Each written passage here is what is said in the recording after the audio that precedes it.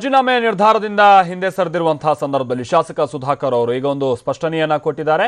ಅವರು ಇಲ್ಲಿ ಒಂದು ಮಾತನ್ನ ಹೇಳಿದ್ದಾರೆ. ನಿನ್ನೆ ನಡೆದಂತ ಒಂದು ಸಭೆಯಲ್ಲಿ ಓರ್ವ ಜಿಲ್ಲಾ ನಾಯಕರಿಂದ ಚಾರಿತ್ರ್ಯ ವಧೆಯ ಯತ್ನ ಆಗಿತ್ತು. ನಮ್ಮ ತಂದೆ 57 ವರ್ಷದ ಹಿರಿಯರು, ಜೊತೆಗೆ 2 ಬಾರಿ ಜಿಲ್ಲಾ ಪಂಚಾಯತ್ನ ಅಧ್ಯಕ್ಷರಾಗಿದ್ದಾರೆ. ತಲಾ 30 ತಿಂಗಳ ಅವಧಿಗೆ ಮಾತುಕತೆಯಾಗಿತ್ತು. ಆದರೆ ಕಾರಣ ಇಲ್ಲದೆ ರಾಜೀನಾಮೆ ಕೇಳಿದ್ದಕ್ಕೆ ಬೇಜಾರಾಗಿತ್ತು. ಪ್ರಜಾಪ್ರಭುತ್ವಕ್ಕೆ ವಿರುದ್ಧವಾದಂತಹ ಬೆಳವಣಿಗೆ ನಡೀತಾ ಇದ್ದಂತಹ ಹಿನ್ನೆಲೆಯಲ್ಲಿ ಇಂಥ ನಿರ್ಧಾರಕ್ಕೆ ನಾನು ಬರಬೇಕಾಯಿತು ಅನ್ನುವಂಥ ಮಾತನ್ನ ಅವರು ಹೇಳಿದ್ದಾರೆ. ಏನ್ ಹೇಳಿದರೆ ಕೇಳೋಣ ಬನ್ನಿ. ರಾಜಕೀಯ ನನ್ನ ಬದುಕಿನಲ್ಲಿ ಈ ರೀತಿಯ ಒಂದು ಕ್ಷಣ ಬರ್ತದೆ ಅಂತ ನಾನಂತೂ ಎಣಿಸಿರ್ಲಿಲ್ಲ. ಅದು ಬಂದಿರೋದಕ್ಕೆ ನಿಜವಾಗಿಯೂ ಕೂಡ ವಿಷಾದನ ವ್ಯಕ್ತಪಡಿಸ್ತೀನಿ. ವಿಶೇಷವಾಗಿ ನಾನು ರಾಜಕಾರಣ ಕ್ಷೇತ್ರಕ್ಕೆ ಬಂದಿರತಕ್ಕಂಥದ್ದೇನೆ ಒಂದು ಮೌಲ್ಯಗಳನ್ನು ಅಳವಡಿಸ್ಕೊಂಡು ಕಾಂಗ್ರೆಸ್ ಪಕ್ಷದ ಸಿದ್ಧಾಂತವನ್ನ ಒಪ್ಪಿ, ಸಂಪೂರ್ಣವಾಗಿ ಒಪ್ಪಿ, ಈ ದೇಶದ ಸಂವಿಧಾನಕ್ಕೆ ಡಾಕ್ಟರ್ ಅಂಬೇಡ್ಕರ್ ಅವರು ರಚನೆ ಮಾಡಿರ್ತಕ್ಕಂಥ ಸಂವಿಧಾನಕ್ಕೆ ಗೌರವವನ್ನು ಕೊಟ್ಟು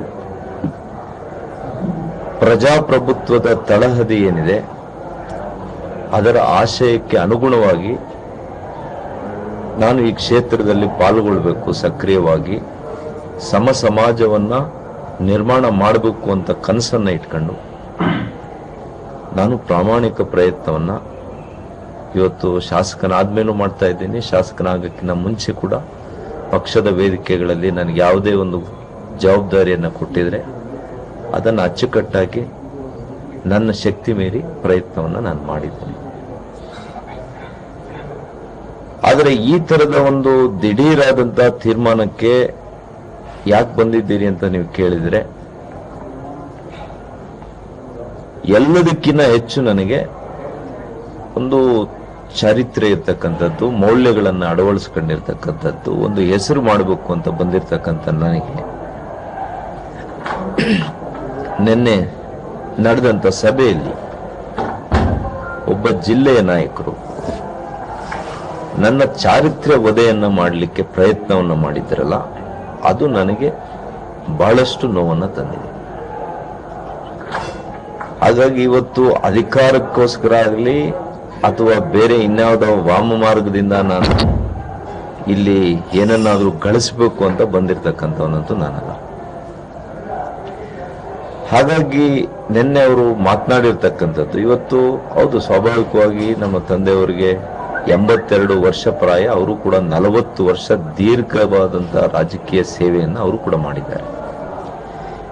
ಅದು ಅವರು ಹಿರಿಯರಿದ್ರು. 2ನೇ ಬಾರಿ ಅವಧಿಗೆ ಅವರು ಕೂಡ ಜಿಲ್ಲಾ ಪಂಚಾಯತಿ ಸದಸ್ಯರಾಗಿದ್ರು. ಶಾಸಕರ ತಂದೆ ಅಂತ ಏನು ಮಾಡಲಿಲ್ಲ. ಚಿಕ್ಕಬಳ್ಳಾಪುರ ಕ್ಷೇತ್ರಕ್ಕೆ, ಚಿಕ್ಕಬಳ್ಳಾಪುರ ಜಿಲ್ಲೆ ಆದ ಮೇಲೆ ಯಾವತ್ತೂ ಕೂಡ ಕೊಟ್ಟಿರಲಿಲ್ಲ ಅವಕಾಶನ ಅಧ್ಯಕ್ಷರು ಮಾಡಲಿಕ್ಕೆ.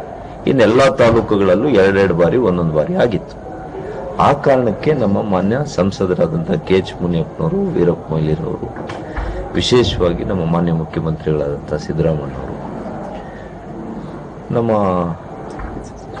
PCC ಅಧ್ಯಕ್ಷರಾದಂತಹ doctor G. ಪರಮೇಶ್ವರ್ ಅವರು, ಇವರೆಲ್ಲರೂ ಕೂಡ ಸೇರಿ ತೀರ್ಮಾನವನ್ನ 30 ತಿಂಗಳು ಅವಧಿ ಅಂತ ಮಾಡಿದ್ರು.